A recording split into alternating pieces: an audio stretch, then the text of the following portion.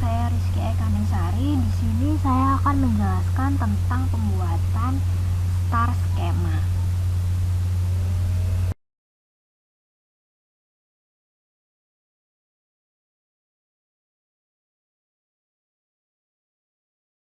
Star skema merupakan model data dimensional yang mempunyai tabel fakta di bagian tengah dan dikelilingi oleh tabel dimensi yang terdiri dari data reference atau data yang bisa didenormalisasi. Star skema mengambil karakteristik dari data fakta yang digenerate oleh event yang terjadi di masa lampau. Lalu langkah-langkah untuk membuat star skema: yang pertama, menentukan dimensi dan elemen, lalu dilanjutkan dengan menentukan measure, menentukan fakta, dan yang terakhir membuat star skema. Kali ini saya akan memakai studi kasus yaitu Fitworth Gym Inc.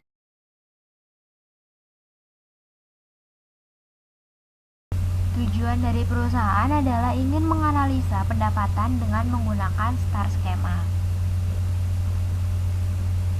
Dimensi yaitu kumpulan dari model elemen yang menyatakan tingkatan tertentu dari granularity.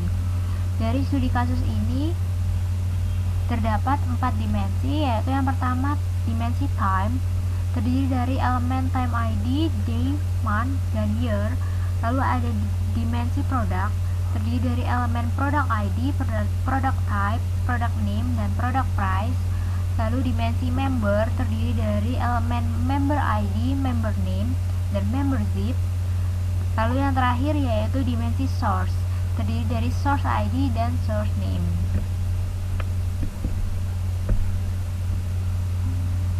Untuk measure sendiri merupakan data numerik yang akan dicari jejak nilainya. Dari studi kasus ini yang akan dicari yaitu jumlah pendapatan dengan cara mengalihkan quantity atau jumlah barang dengan unit price. Untuk fakta sendiri merupakan tabel yang berisikan analisis dari tujuan yang diinginkan. Tabel fakta memuat primary key dari setiap tabel dimensi dan measure yang telah ditentukan di awal. Tabel fakta dari studi kasus ini yaitu tabel revenue yang terdiri dari revenue ID, time ID, product ID, member ID, source ID, quantity, unit price, dan revenue amount. Selanjutnya, kita akan melakukan uji coba dengan membuat star skema menggunakan tools Microsoft Access. Yang pertama, kita membuat dimensi yang telah ditentukan di awal. Di awal tadi kita telah menentukan 4 dimensi, yaitu yang pertama member dimensi. Di sini ada member ID, member name, dan member zip.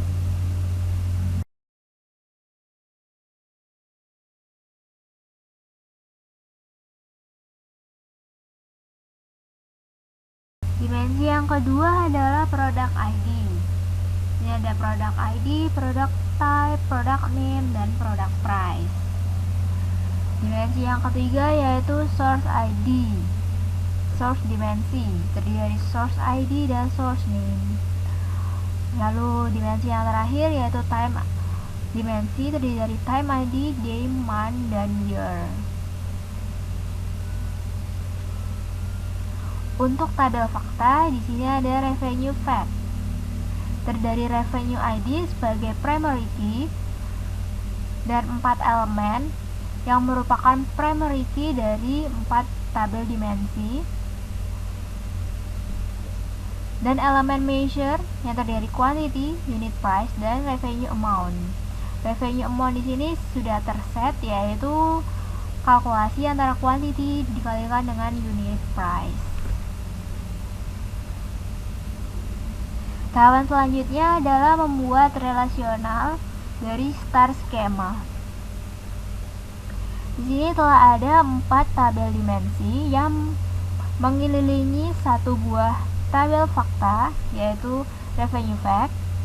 Untuk membuat relasi, kita tarik drag garis dari setiap tabel dimensi ke tabel fakta.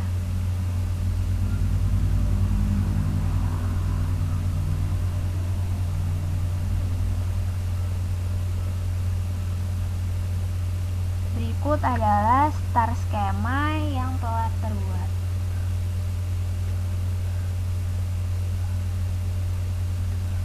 Perlu dipastikan bahwa primary key dari dimensi dan elemen yang ingin terhubung di tabel fakta harus memiliki tipe data yang sama.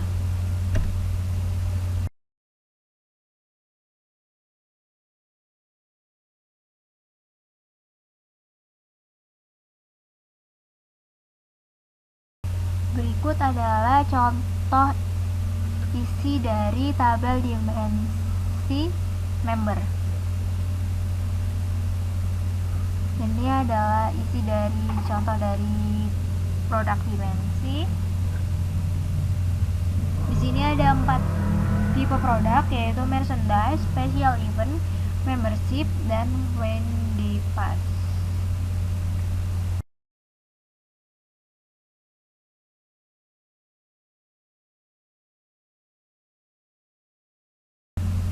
Source dimensi berisi tentang tipe produk yang tadi telah saya jelaskan, ada 4. Ini adalah isi dari time dimensi.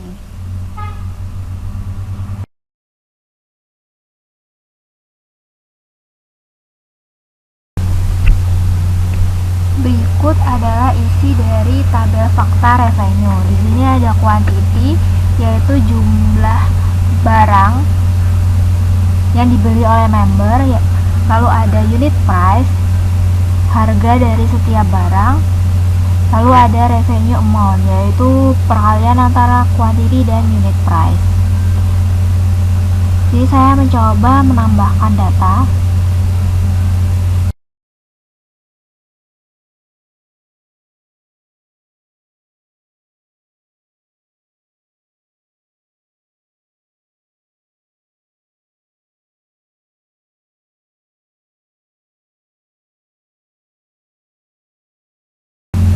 Secara otomatis revenue amount akan terisi.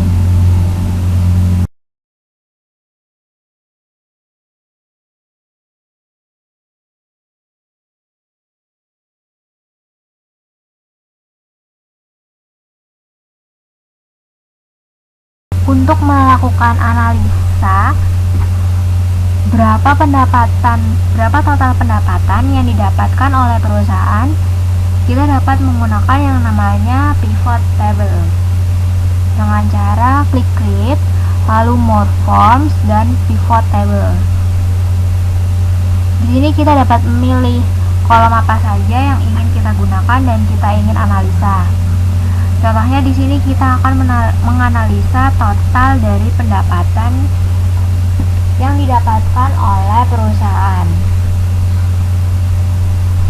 Yang pertama, saya memerlukan kolom yaitu product ID, lalu time ID. Jadi kita akan mendapat total pendapatan dari setiap waktu penjualan. Dan yang terakhir yaitu revenue amount, yaitu jumlah dari pendapatan itu sendiri. Di sini akan didapatkan total dari pendapatan perusahaan dan total dari setiap waktunya.